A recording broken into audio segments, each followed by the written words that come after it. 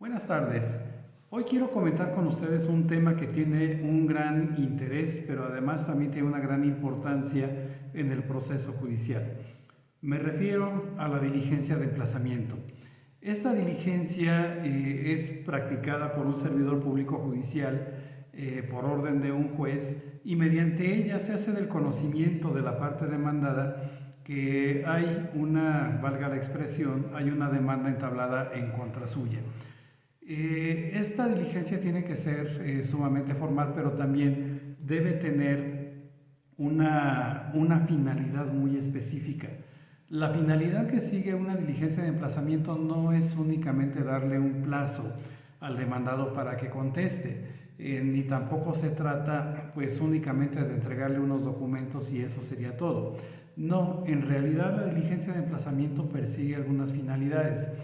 El demandado, cuando es llamado al proceso, bueno, pues debe enterarse de ciertas circunstancias que rodean al escrito de demanda. El demandado debe enterarse, debe tener ese pleno conocimiento de varios puntos. Uno, ¿quién le demanda?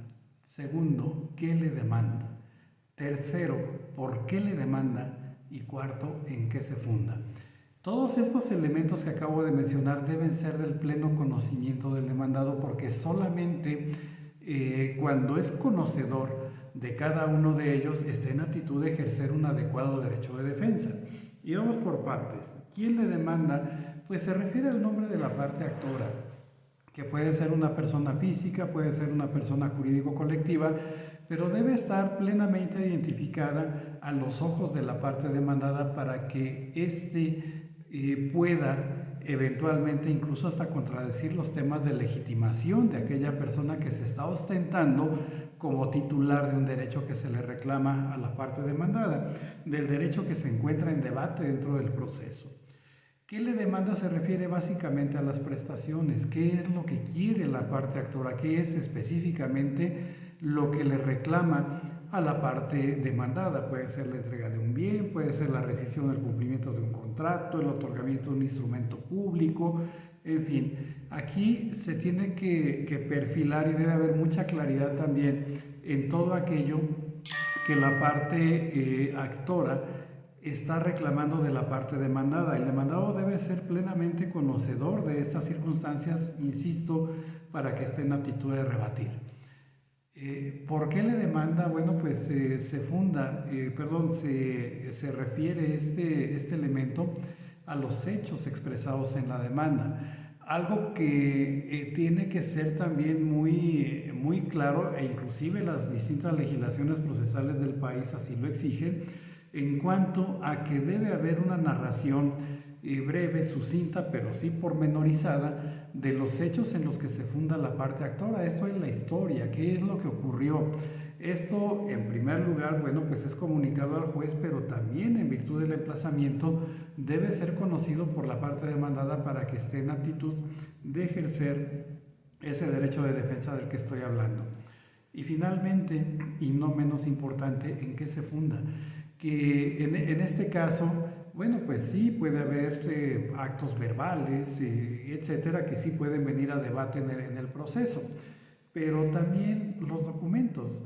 En una gran cantidad de casos los derechos o el derecho que se reclama está fundado o tiene un fundamento en un determinado documento que también tiene que ser del conocimiento de la parte demandada.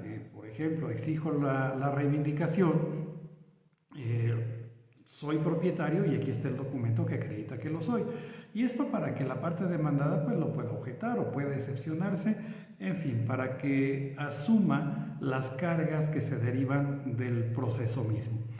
Pues bien, este es el tema de los documentos, pero todo esto que estoy mencionando pues tiene una íntima vinculación con el emplazamiento.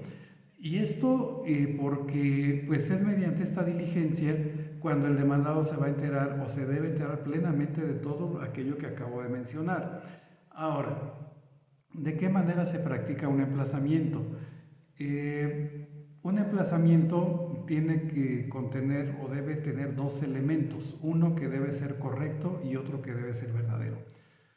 Cuando me refiero a que el emplazamiento debe ser correcto, pues hago alusión a todos los requisitos que establecen las leyes procesales de la materia.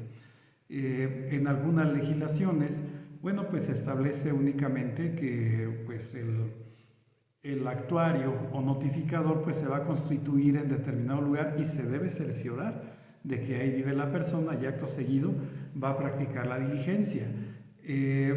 Por ejemplo, también, y hablando del mismo tema, en algunas legislaciones, como es el caso de la del Estado de México, cuando no se encuentra presente la persona buscada, se le debe dejar un citatorio para practicar la diligencia al día siguiente. En el caso, por ejemplo, de la legislación de la Ciudad de México, pues no es necesario dejar el citatorio, pero sí debe haber un elemento fundamental que es el cercioramiento. Pero a pesar de que una diligencia pueda ser correcta desde estos ángulos, puede no ser verdadera. Y puede no ser verdadera porque pues haya pues alguna situación irregular, que la persona en realidad no viva ahí y que pues haya preparado todo un escenario. Lamentablemente esto suele ocurrir. Ahora, cuando tenemos ese emplazamiento correcto y verdadero, está sin duda garantizado el derecho de defensa de la parte demandada. Pero les comentaba que las legislaciones procesales pues nos dan ciertos elementos, pero no nos los dan todos. Hace algunos años, hace algún tiempo, pues bastaba la fe pública del notificador o actuario para tener por bien hecho un emplazamiento, pero en la actualidad, tal vez por malas prácticas, pues esto ya no es así. Y ahora la fuente de derecho que nos da un mayor parámetro de los requisitos que debe llenar un emplazamiento en la jurisprudencia. La jurisprudencia, bueno, pues ha abonado mucho en este tema, de tal forma que esta diligencia o los requisitos que se deben cubrir para que una diligencia de esta naturaleza esté bien hecha, pues esos requisitos van incrementando. Cada vez es mayor la exigencia para tener una plena claridad y, por supuesto, también para conseguir ese objetivo, que es que la parte demandada esté en plena aptitud de defenderse y que tengamos realmente un proceso debidamente ordenado y tal y como debe ser. El caso es que me gustaría compartir con ustedes una jurisprudencia.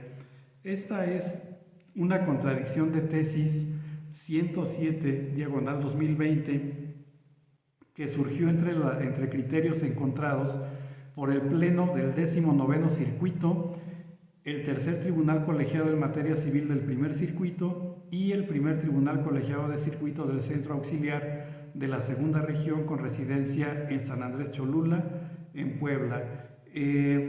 Esta jurisprudencia por contradicción de tesis, pues es emitida por la primera sala de la Suprema Corte de Justicia de la Nación, y de la 10ª época. Al final de esta exposición les voy a dejar los datos de identificación, y el solo rubro ya nos da un indicativo de la necesidad de que cuando se practique una diligencia, el notificador o actuario debe describir de manera pormenorizada los documentos que se entregan a la parte demandada en esta diligencia de emplazamiento. El rubro del criterio que les comparto es el siguiente: emplazamiento. Debe considerarse válido solo cuando, al realizar la certificación relativa, el notificador describe cuáles son las copias de los documentos que se adjuntaron a la demanda con las que corre traslado. En una primera parte, en la parte expositiva, este criterio narra de una manera muy sintética los hechos que dan pie a esta contradicción de tesis y nos dice lo siguiente: los órganos colegiados contendientes analizaron si, como requisito de validez del emplazamiento, el actuario o notificador debe describir cuáles son las copias de los documentos que se adjuntaron a la demanda con las que corre traslado. En la parte ya argumentativa, hago notar lo siguiente: este criterio ya no nos hace tanta referencia, a pesar de que sí la materia es civil, porque los datos de identificación así lo determinan, pero ya en el texto no se establece que esta modalidad, esta forma de emplazar a la parte demandada tenga que ser en la materia civil o en la materia mercantil o inclusive en la materia familiar, porque ya se alude en el cuerpo de esta jurisprudencia a las legislaciones procesales que indiquen que se deben dejar documentos a la parte demandada. Y aquí, bueno, pues ya no se distingue en la materia. La primera parte le doy lectura para no sacar este criterio de contexto, aunque bueno, voy a hacer una pausa solamente para exponer la justificación. Y dice lo siguiente: la importancia y trascendencia del emplazamiento ha sido reiteradamente reconocidas por la Suprema Corte de Justicia de la Nación, señalando que la falta de emplazamiento o su defectuosa práctica constituyen la violación procesal de mayor magnitud y de carácter más grave, puesto que da origen a la omisión de las demás formalidades esenciales del procedimiento. Y continúa: en ese sentido, los preceptos que establecen las formalidades del emplazamiento a un procedimiento jurisdiccional deben interpretarse de conformidad con las normas constitucionales que reconocen el derecho de audiencia al debido proceso y de certeza jurídica.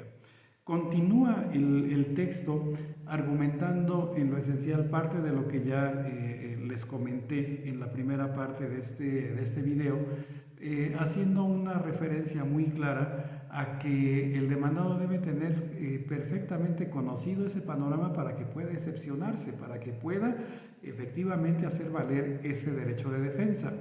Y la parte final, digamos que el colofón de esta jurisprudencia, dice lo siguiente, y la leo para no sacarla de contexto. Bajo esta lógica, si la ley procesal respectiva establece como formalidad del emplazamiento el entregar copias de traslado de la demanda y demás documentos que se adjuntan a esta, tal enunciado normativo debe interpretarse de conformidad con el artículo 14 constitucional, a fin de concluir que el emplazamiento debe considerarse válido solo cuando al realizar la certificación relativa, el actuario o notificador indica, describe o establece cuáles son esos documentos que se adjuntaron y con cuyas copias corrió traslado. Tal formalidad en el emplazamiento, importante, no constituye un requisito irrazonable o difícil de cumplir por parte del actuario o notificador, pues éste solo debe identificar en el acta de emplazamiento cuáles son en cada caso los anexos con cuyas copias corre traslado. De aquí podemos advertir entonces que, bueno, pues no se refiere básicamente, como ya lo mencioné, a una materia en específico, porque estas materias se abstraen. Esta jurisprudencia pues es inclusive de rango constitucional, porque habla específicamente de una interpretación de conformidad con el artículo 14 constitucional y se refiere prácticamente a todas las legislaciones procesales que establezcan como un requisito del emplazamiento entregar copias de los documentos a la parte demandada, que bueno, pues en general son todos. Pudiera parecer este criterio, esta jurisprudencia muy exigente, pero si la analizamos a la luz de lo que vemos de manera cotidiana en tribunales, si la analizamos a la luz de un equilibrio procesal, de una igualdad entre parte actora y parte demandada, pues parece ser que hay una plena justificación. Al final de esta cápsula les dejo los datos de identificación de este criterio y bueno, pues espero que esta pequeña plática sea de gran utilidad para ustedes. Les deseo una excelente tarde y un abrazo.